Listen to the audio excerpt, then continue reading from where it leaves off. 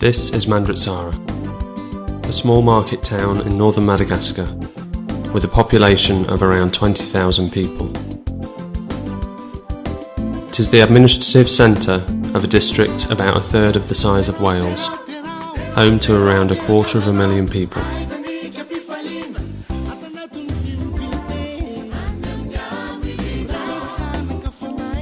The majority of the population live in villages and are subsistence rice farmers.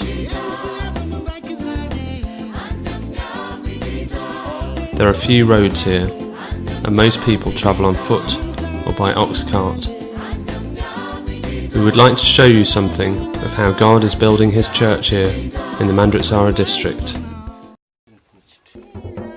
In 1988, an agreement was signed between the Association of Bible Baptist Churches in Madagascar and the Africa Evangelical Fellowship to start a medical outreach work in northern Madagascar. There was already a small Baptist church in Mandritsara at this time, with just a handful of adults meeting in somebody's home. A few years later, a team of Malagasy foreign missionaries arrived in Mandritsara and the work of the Good News Hospital was begun. The hospital today has 2 inpatient wards, a surgical department, ophthalmology services, X-ray, laboratory, pharmacy, dentistry, and a small nursing school. We are praying for another midwife to join the team so that we can open the hospital's maternity unit. A community health team visits distant villages to train rural community health workers, to vaccinate children, to teach about health and hygiene, and to help provide clean water and sanitation. All aspects of the medical work are combined with sharing the good news about Jesus. Each day gospel services are held in the ward and in the outpatient department as we seek to bring the gospel message to patients and their relatives.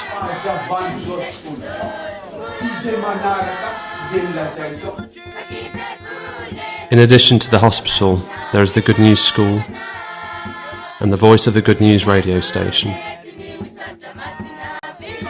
God has used a variety of means to build his church here in Mandritsara. The church today has around 150 baptised members, with between 400 and 500 people meeting together each week to worship God. But the growth has not just been seen in the church in town, but also in the surrounding villages. Many cell churches have started up as a result of contacts made with the Good News Hospital or the local church.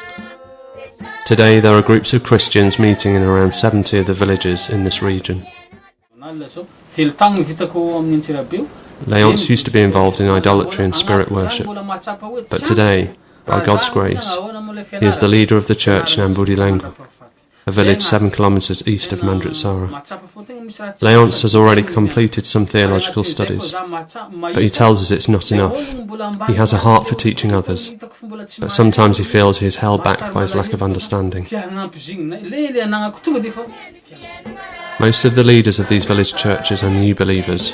Most are subsistence farmers who need to work to feed themselves and their families. Many have a very low level of education and literacy.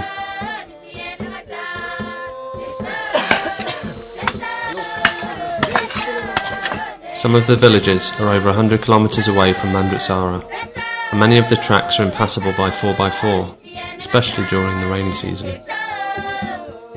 However, despite these challenges, training and equipping leaders for these village groups is vital and a priority for us. Therefore, as part of our response to meeting this need, we have been working together to develop a suitable training program for the leaders of these village church groups.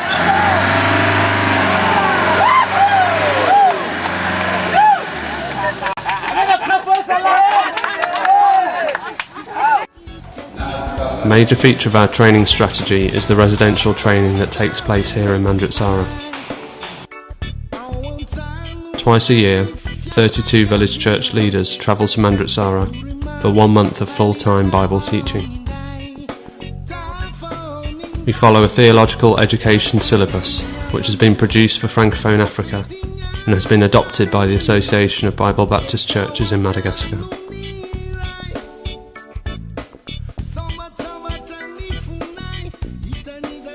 Mandritsara is one of the 4 regions in which this training has been piloted. A small team from Mandritsara teach Old and New Testament subjects, doctrine, together with other practical subjects such as preaching, Bible study methods and language study.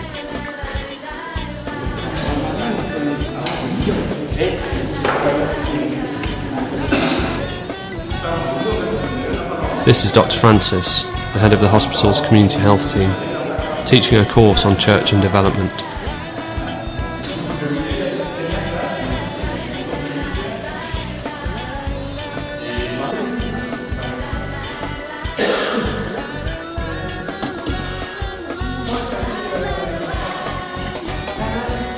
Here is David Mann, taking a look at the world of the Bible with the students.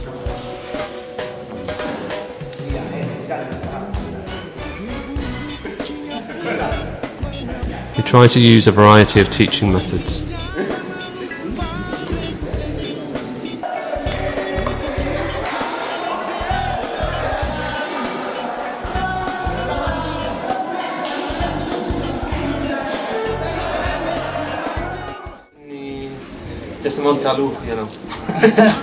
This is Ranjia Mihavan from Ampumbi, a village 25 kilometres west of Mandritsara. He says that he enjoys all of the lessons, but particularly the Old Testament teaching. He always preached from the New Testament before, but after this teaching he is now going to start preaching from the Old Testament. Pastor Julien carries much of the burden during the training. Here he is teaching an overview of the New Testament.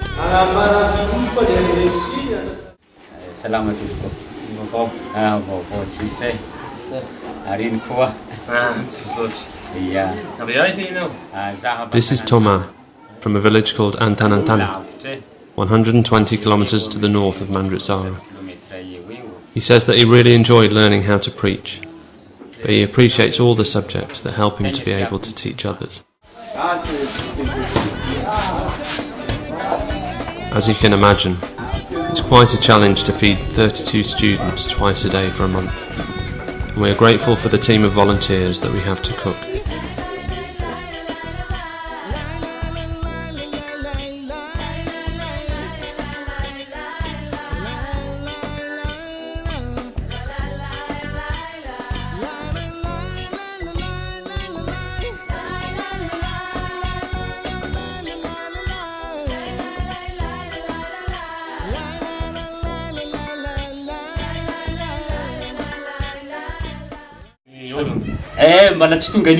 This is Fulgence. He is the leader of a small group of Christians in a village nearby to Mandritsara.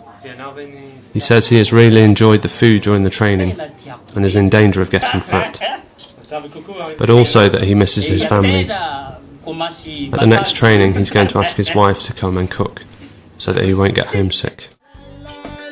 The students cook their own rice for breakfast and wash their laundry using a tap at the back of church. Most students sleep in the church during the training, pulling benches next to each other to sleep on. Each session is 40 hours of teaching a week for 4 weeks, twice each year, and we hope to complete the syllabus within 6 years.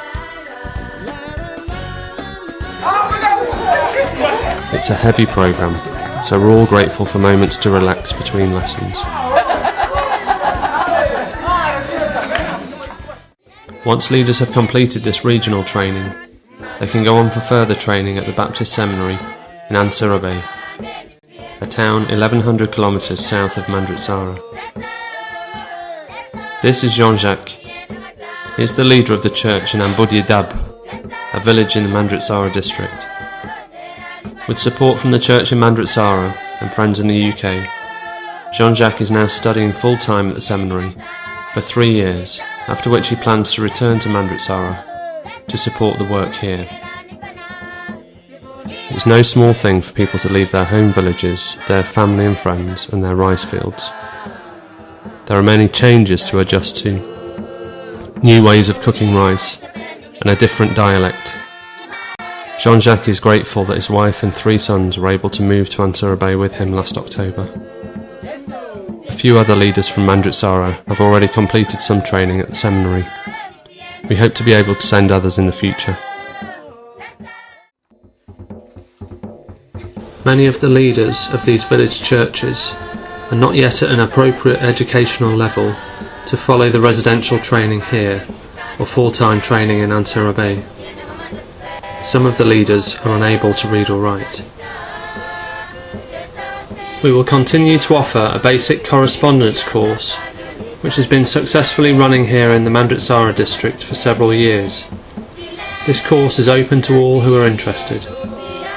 Monsieur Adesina, one of the hospital evangelists, manages this course and has been responsible for the 550 students from this region that have signed up to date. One of the main challenges we face is how to support the many church groups spread out over a large area. Therefore, to complement the biannual residential training and the basic correspondence course, this year we have also begun Theological Education by Extension, or TEE. This is a 3-year course with a daily programme of personal study at home and group seminars every 2 weeks. The material has been widely used in mainland Africa and is available in Malagasy. The first group of 13 students is made up of people who already have links with specific village church groups. We meet every fortnight in the church in Mandritsara to discuss the previous 2 weeks' study. When these students have successfully completed the course, it is hoped that they will become TEE trainers who go on to lead new groups in more distant villages. We hope that the programme will expand over an increasingly wider geographical area. Jesus told his disciples to go and make disciples of all nations. Please pray with us as we seek to make disciples here in Madagascar, as we seek to strengthen the local church and its leaders so that they can know Jesus and make him known.